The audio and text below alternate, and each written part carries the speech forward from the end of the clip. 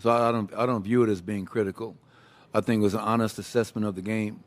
And before I came out and spoke to you guys, had the same conversation with our players. Never once will I come into a press conference to say something to you that I haven't spoken to our team about. I asked them after the game, why did we lose tonight?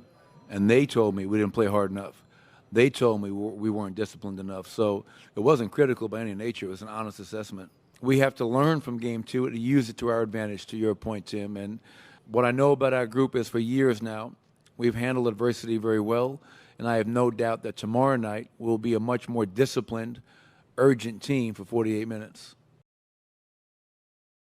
And one thing about their team, when you have a guy like Joker, who, as big as he is, but also as cerebral he is, you can't really make many mistakes versus a guy like that.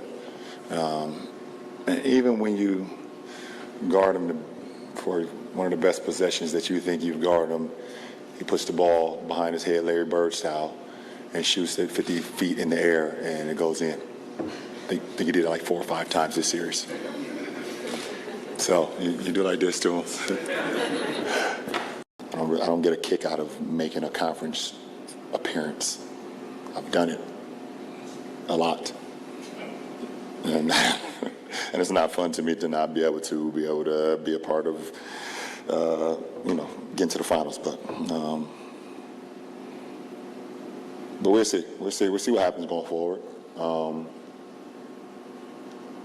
But I don't know. I got a lot to think about, to be honest.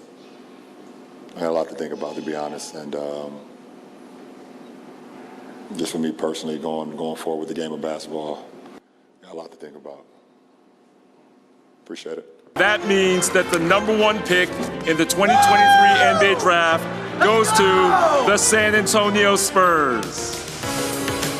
The San Antonio Spurs walk away with the first overall pick in the 2023 draft. You know, he's quite obviously an amazing young man and a good teammate, and he looks like he has incredible qualities. So wherever he goes, he's probably going to have a really, really bright future. Coaches are teachers, and we've been fortunate as an organization to have one of the greatest teachers, regardless of sport, of all time. And to have the opportunity, we all learn from him each and every day. And for all of our players, that's an incredible opportunity. And I know they don't take it for granted. And whoever we select will take full advantage of that as well. Doesn't change much. I'm gonna be myself. I'm gonna play hard on both ends. I'm gonna hunt great shots.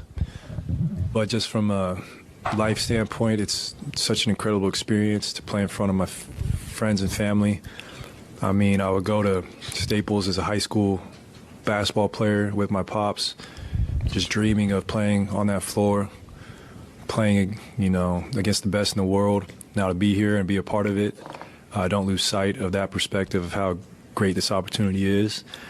And I'm just, excited to do it in a building where all my hoop dreams came about. So, I have so much respect for just the opportunity ahead for me. And I'm the huge Kobe fan, obviously. He was my biggest inspiration. And I'm just going to play my hardest, just to honestly honor him and Gigi, because without his play and all those years of me viewing his tenacity on the court, I would not be the athlete I am today. Steph, what does just this mean to you to finally be a finals MVP after everything? Forget that. We champs. Why are you starting with that question? We got 4 championships. God is great, the ability to be on the stage and play with amazing teammates against a great Boston Celtics team that, gave us everything to try to get to the finish line. This one hits different for sure, just knowing what the last 3 years have meant, what it's been like from injuries to, changing of the guard and the rosters, Wiggs coming through, our young guys, carrying the belief that we could get back to the stage and win, even if it didn't make sense to anybody when we said it. All that stuff matters, and now I think our energy and especially these last 2 games has been amazing on both ends of the floor. And that's all you want is an opportunity to, play hopefully the best game of the year. Doesn't have to be perfect, but play the best game of the year in terms of our intensity, focus, execution, and knowing what one more win means. So you can talk about it, you can embrace the challenge. A lot of guys in our locker room have been here before, but just got to go do it. I got caught underneath L.